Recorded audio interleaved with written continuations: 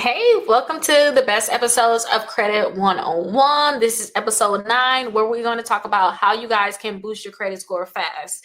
So, I have something called 60 Points in 60 Days, where we go over really buckling down on all of these different things I'm going to go over so that you guys can get 60 points in 60 days. And this is what I personally used to do, and I still do too. When it's time for me to apply for something, I go through this list and I go over this worksheet now that I created for you. This is something I would just make sure that I go over just to make sure that I have everything in order before I apply for something. I just hate when people just apply for things and they don't make sure their credit is the best. And then they wonder why they can't get approved for things. Okay. So make sure you guys look at this different worksheet. If you guys are in the course already, thank you so much. Download the worksheet down below and actually do this. Every time you about to apply for something, actually go over this worksheet to make sure that all your things are in order. And if you guys do not have the course, it's the Credit 101 course. It has over 200 plus videos. It also have over 40 downloadables where it's going to be dispute letters our person created for this course. You have worksheets, checklists, and guides. So definitely check it out. Now let's actually look at the first two things that you guys need to go over. And I'm going to give details as to why you guys need to go over these two things and make sure they're in order. Some people just think that they can just apply. Again, you don't want to do that. You want to be calculated. Now, the first thing is make sure you guys pay all of your bills on time. So, paying all your bills on time is going to be very, very important because it's 35% of your credit score. Okay. The thing I always tell people to do is make sure you guys set up automatic payments and reminders for all your bills. And not or two, you can do either or. I have it on worksheet, but if you want to be very strict like I am, you want to do both. I have automatic payments for the minimum payments on all of my credit cards. That's one of the basic things that I do. I have all automatic payments for the minimum payments on all my credit cards. I have the utilization sheet that I showed you all, and I have available for you guys too. You guys can be able to search utilization sheets on YouTube. You should be able to find the link for that.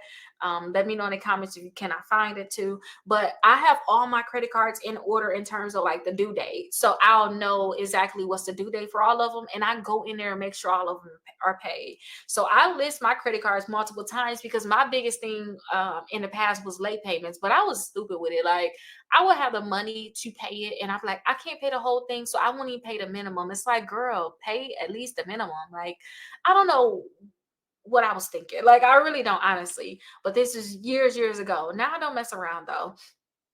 Also, on my budget, my credit cards are also on my budget. So I use my credit cards to pay all my bills. I'm not using my debit card for anything. I use my credit cards to pay all of my bills, and then I have all my credit cards on my budget, and then I rotate them depending on what's going on. And when I say rotate them, I use them for different things because you get 2% back on this one, you might get 5% back on that one. So I use different credit cards for different things. So I just know when they're due, I just go in there and I pay the statement balance. Even though the minimum payment is already going to be there, I go in and pay the statement balance. And I like to do that like in the beginning of the month, or sometimes say if I'm like that at the end of the month, I'll go in and pay everything for next month because I know it's going to be due anyway.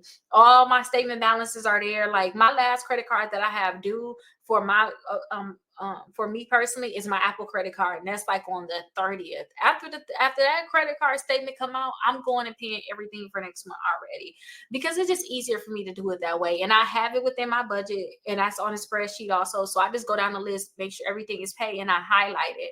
And I copy. I have a spreadsheet, and I actually copy that spreadsheet to the next month, and I turn everything back white. And then I go in. Once you see it highlighted blue, that means it's going to be technically paid. That means I have paid it already. And when a credit card is highlighted blue, that means I paid the statement balance. Minimum payment to me do not consider a payment. I don't consider that as a paid for bill unless I know like I messed up or something. Like you don't have the money for it. And I'm never trying to put myself in that situation.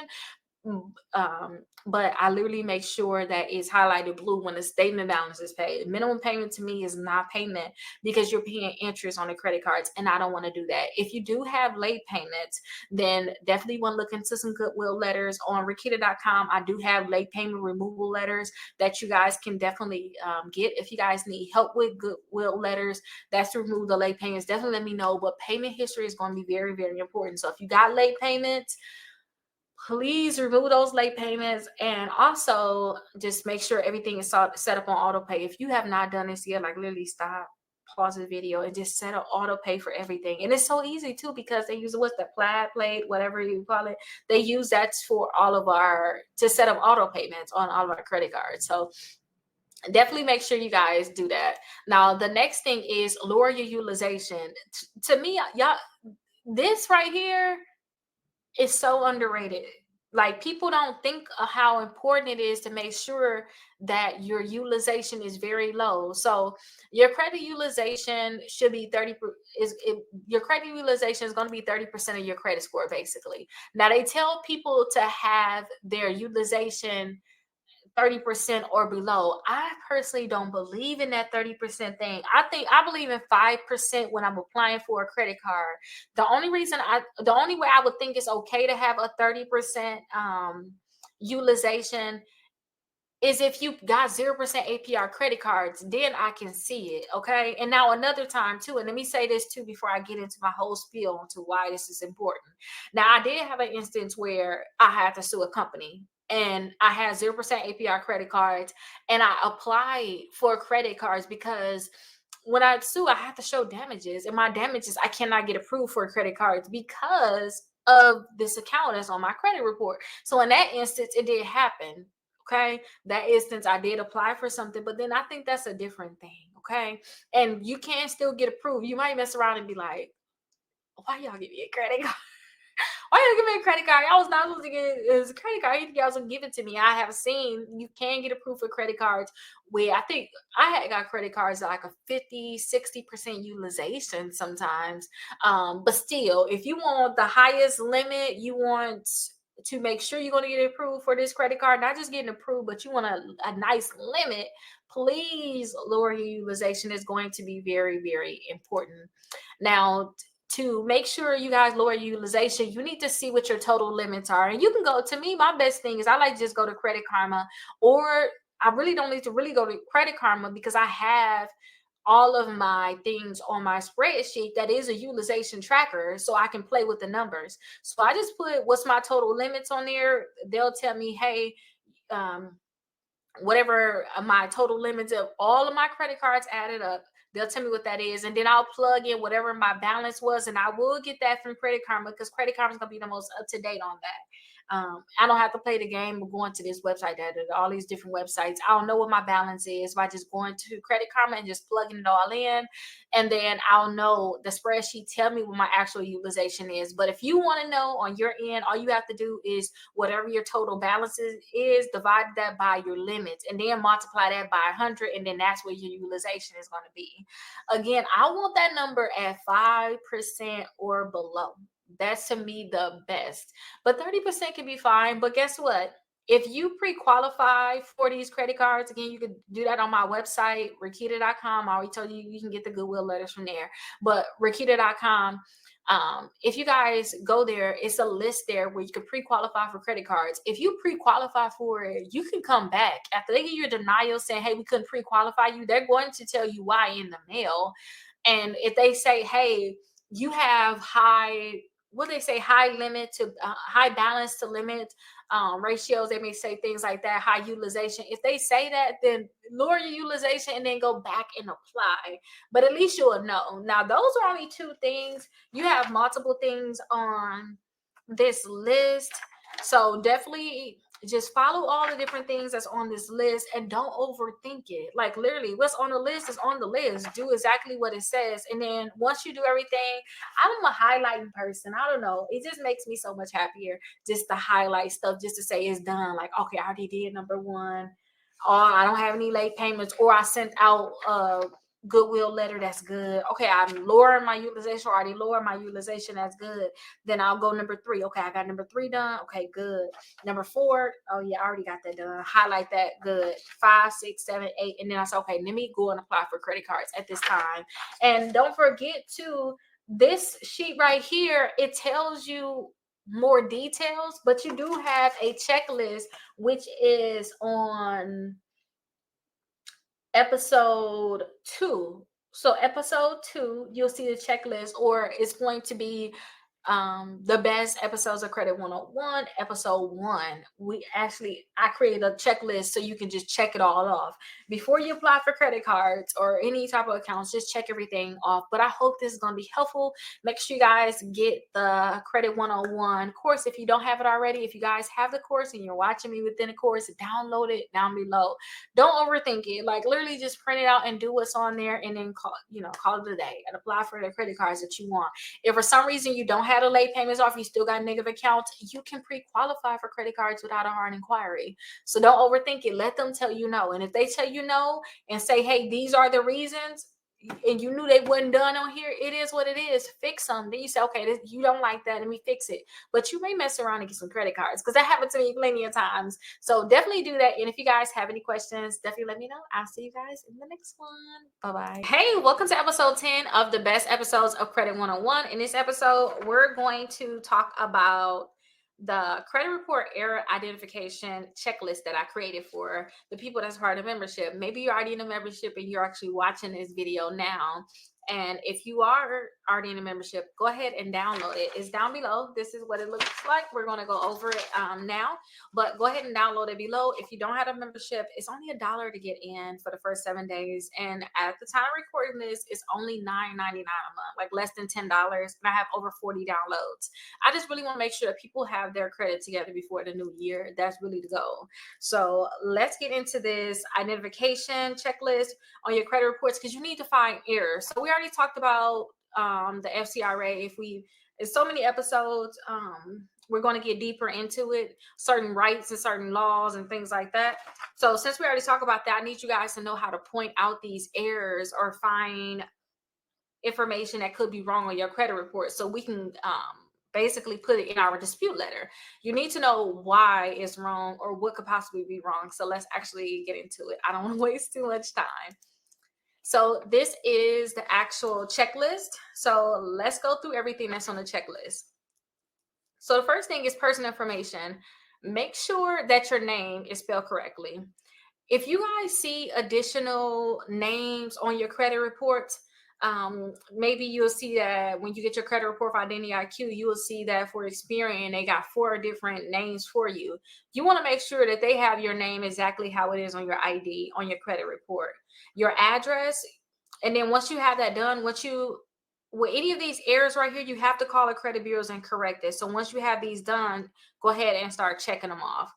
And then you can circle to what you need to call about or put a date next to it. But you need to make sure you're really checking this off, guys. That's why I want you guys to actually download this. Don't just look at it like you need to use this for real and check it off. Make sure your credit report is good. So we talked about the name. Now with the address, you need to make sure that you have your current address on there, and any previous address. I'll say if you didn't have any negative accounts on there, yeah, it can possibly stay on there. But any of those unknown addresses, or if you had negative accounts on certain addresses, maybe you need to get those addresses removed from your credit reports. You really just need that one address, honestly. And all additional addresses, call the credit bureaus. And if it's an unknown address, say, hey, I have an address on here that's not even mine. It shouldn't be on my credit report. And they should remove it right then and there. Now, Experian will give you a problem if you guys... They'll give you a problem if you have accounts tied to that address, but definitely call them to remove it. Social Security number. Is the last 4 digits of your Social Security number accurate? Maybe they have a different Social Security number. Maybe they have multiple ones on there. Make sure you call them to get this stuff corrected. Your date of birth, is that correct? The month, year, and the day. Okay, so make sure this is correct. Sometimes a month and a year is correct, but they don't have the correct day. But that needs to get corrected, so correct that. And then your employment. Is your current employer listed correctly? Also, sometimes you may have previous employers on there. You may want to just call them to get that removed. And you can still call. Let me look at y'all when I tell y'all this, because this is big and I don't know if this is necessary. Some people, if you guys are trying to, no, I'm not gonna say that. I'm not gonna say it. I'm not gonna say it. Let me say it this way then. If you guys have garnishments, if you're gonna get garnished, maybe you don't want to have your employer on your credit report because they can sue you. They'll know your employer. They can literally pull your credit report and know exactly where to sue you. That's what I was going to say. I'm not going to go into detail on that, but just maybe you want to call them and ask them to remove your employer. Not saying any reason why it should. Just say, hey, I see this on there too. I want to have it removed. You could possibly say it like that. But if y'all know y'all finna get y'all wage garnished, y'all going through all these different things, and maybe y'all need to remove y'all employer, seriously, because that's how they're gonna find out where you work at to even get you garnished. Okay, that's all I have to say. I didn't want to say it, but it's out there. The account information, your trade lines, is there any of them that you don't recognize? Is it the account status incorrect? Some of them may say closed when they're actually open, or some of them may say open when they actually close. Is the payment history correct? Yeah, they say your account is 30 days late, 60 days late, 90 days late, but do they repeat any months? Is there any months that's missing where it'll say 30 days late, 60, 90, and then the next month don't say anything, and then they go right to 150 days? Is it errors like that? Is the balance incorrect, or do you have any duplicate accounts? Now, listen, our credit reports have to be 100% correct. So if you want to find out a reason why accounts should be deleted, find something. The balance is incorrect, or they need to correct it or delete it. That's the two options. And a lot of times they don't correct these things. So I mean, if you didn't correct it, you need to delete it. The payment history, correct it or delete it. And they're not correcting it correctly. So what should they do? They should delete it. Duplicate accounts, there's no reason for duplicate accounts. They need to correct that, correct it or delete it. Either or, like right away. Look at your bankruptcy, see if all of them are reporting the same, because sometimes you may not know like the correct numbers that should be in there, or you may not know exactly like what's the dates of any of that, but you can see if there's errors across all three credit bureaus. So see if there is an error, like, oh, well, TransUnion says this and Equifax says this. Like, how is it possible when it's the same bankruptcy? Check the status of it, whether it's discharged or not. So that's going to be a big one. If it should say discharged and it doesn't, that can be a problem. You can have that updated. Inquiries, is any of them over 2 years? So you got old inquiries. You want to see if it's any inquiries you don't recognize, because if it is something that you don't recognize, you need to call them and tell them to remove those inquiries from your credit report, and make sure you have a freeze on your credit report for sure. Now, when it comes down to these collections, is there any collections basically that you don't recognize? Look at the last date of activity on those collections. Look on whether it says settle or pay. Look at the amounts. Maybe they have an incorrect amount. So look at these different things. But the next step is make sure that you contact the credit bureaus about these different errors. We have dispute letters, and actually episode 11 is when we go into the actual summary and the guide. So it's a guide where I tell you like your different rights, such as you have a right to get your credit report, and this is the actual statute. Because I'm in school right now, basically, to make sure I become a lawyer for things like this. So I put certain statutes on here. So definitely use this guide if you guys have different errors. And then also episode 12, we're going to actually reviewing the errors on your credit report, going even further. It's another checklist that you guys can use. Maybe you don't like this one, maybe you want to use another one. And then episode 13 and 14, we actually have dispute letters. So if you see those errors, use the dispute letters to actually to actually correct them. And make sure you contact the creditor. But remember, you got to send a letter to the credit bureaus first. So we have to send a letter to the credit bureaus first. Then we can send a letter to the actual creditor or collector. So again, episode 13 and 14, episode 14 really got a whole package of letters in there. So I would just say go to episode 14, use that dispute letter, list the accounts, and put the reason. Remember, we said things on here, hey, the account number is incorrect, the balance is incorrect. Put that on your dispute letter and then tell them to delete it. Okay.